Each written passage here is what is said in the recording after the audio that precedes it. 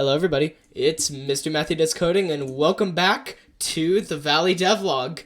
This is episode 4 and today me and Larry would like to talk about some tiny little features that I've added to the game. They're the little quality of life things that I think you'll really appreciate when you play the game. So let's hop into the train station and talk about these features.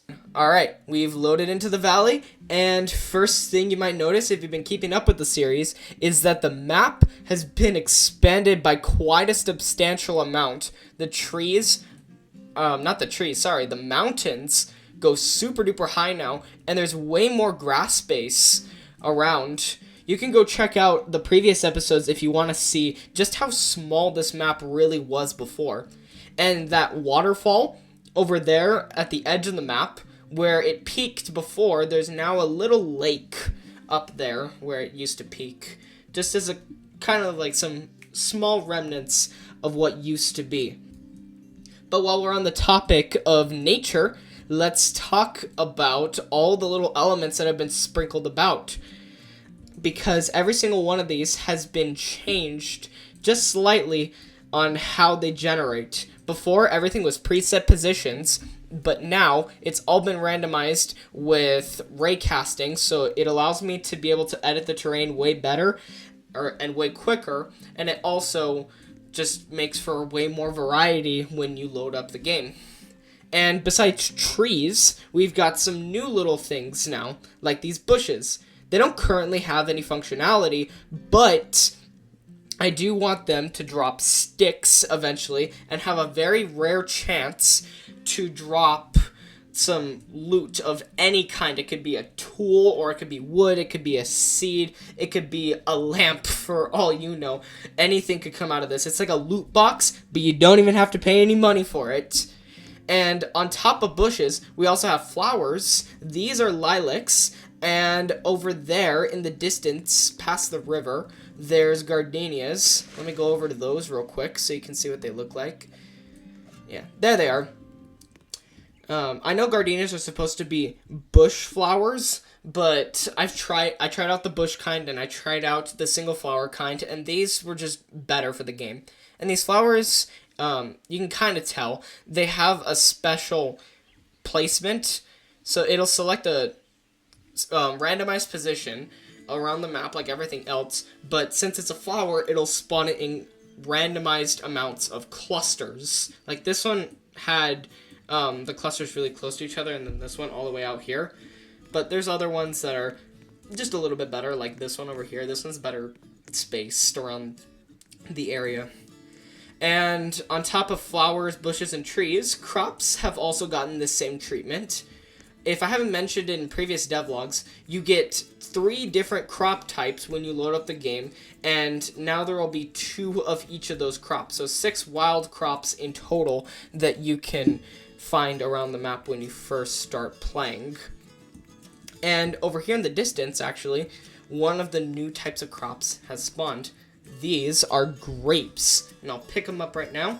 And over here, there's also another kind of crop that I've added, which is watermelons. They look like this, and I'll pick them up right now. The item textures for them look like this, where the watermelon is this, the grape is this, and then their seeds are here and here. So that's all cool and dandy, and just to remind you guys, this is made by Zach Did Thing. I'll link his YouTube channel in the description. Wonderful friend of mine does these wonderful textures for me. But let's plant these crops now, actually, just to show you what they look like. And to show off another feature, which is these little brown sparkles that come up when you plant a crop. Just a small little thing that makes planting a bit cooler. And I'm thinking about in the future also adding in some sound effects, like some dirt crunching sound effects, or something along those lines. And with these 3 specifically, I planted strawberries as well for a reason, because these 3 crops have a special property to them. Since they're vine-based crops, they will have a 50-50 chance to either be destroyed upon harvest, like every single other crop, or they will have the chance to revert back to a previous stage so that you can harvest another batch of them. But we're gonna have to wait around 5 to 8 minutes for these crops to grow. But I'll also say that the orientation of crops has been changed. It's all randomized instead of all uniform now. You can see it especially in the watermelons here since they start in the corners. But yeah, like I said, everything that I've added is very, very small. But while we wait for that, let's talk about the inventory. The inventory has gotten some pretty cool changes because before it was just this, what you see on the screen. You couldn't do anything with it. But now, if I click on one of these items, well, would you look at that? There we go. I can actually click and drag these items around in the inventory. If I wanted to swap 2 slots, I could also do that. If I wanted to take something out of a stack, I could also do that by right-clicking. Or if you're on mobile, you can touch and hold. And as you continue to hold, then it'll continue to take more and more out. And if you want to combine them back, then you can just click and drag and then click on the slot and bada bing, bada boom.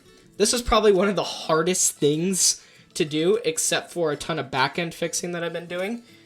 But they also do this, where if you have a item selected and you close the inventory, then it'll put it back.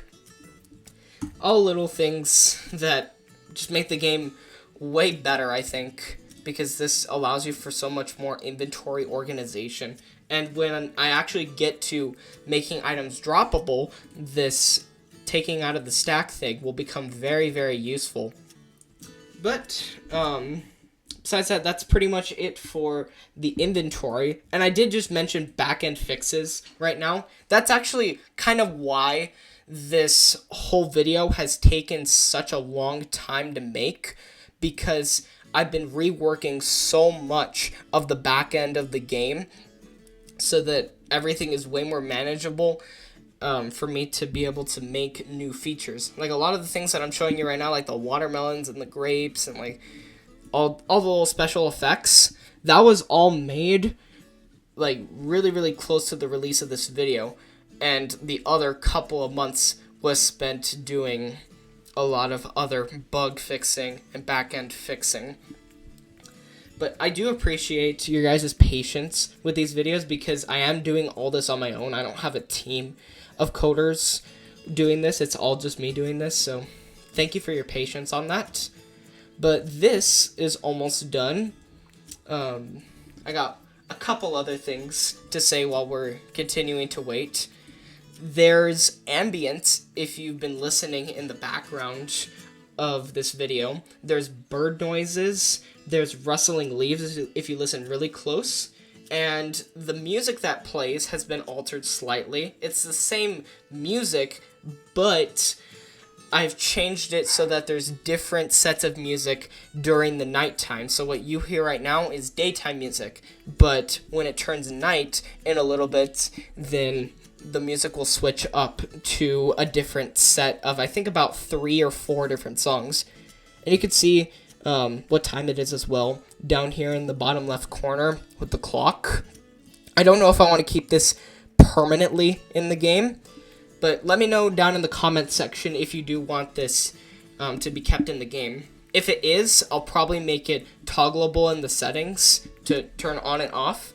And if you want to bring coordinates back as well, I don't know what kind of use they would have, but if you do want me to bring back the coordinates that I've had in previous devlogs, then let me know as well. But now some of our crops have actually grown a bit. Let's try it out. Alright, our crops have grown. Let's try it again. Alright, that one reset. There we go. Now we're actually starting to see some of this. That one reset too. Having pretty good luck here. That one went away. And that one reset. There you go. So the strawberries and the grapes will reset back to age 3, and the watermelons will reset back to age 4, just in case you're curious. And if I haven't mentioned this already, but here I'll put 2 pictures up on the screen of what the different growth stages of each of these crops looks like, just in case you're curious. And for the final thing in this devlog that I'd like to talk about is something that you can't see right now, but you will be able to see once nighttime comes. I've changed the atmosphere depending on what time of day it is, so it'll thicken up at night so that your visibility is less than it is during the daytime. So I'm going to head up onto the top of this mountain so that we can do a little time lapse of what this is going to look like.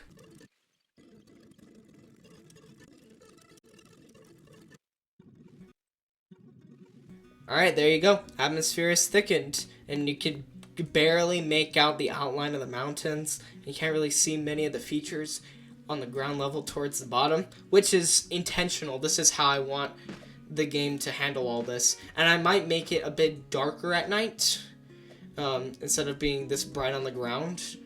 But for now, this is how it is. As far as features, that's pretty much all I've got for this devlog. In terms of future plans, the biggest one that I want is crafting, because if I can get that done, then I can get so many other things done, like building and cooking, and I can add more trading stands and all that kind of stuff. So that's probably going to be the primary focus of next episode, as well as probably adding some more crops into the game and probably doing some more work with the trees to make them more fleshed out, stuff like that. But thank you so much for watching to the end of this video. I really appreciate it. And if you'd like to hear about these features before I even make these videos, then you can join the Discord server, which I'll have linked into the description of this video. But again, thank you so much for watching, and I'll see you in the next one. Peace.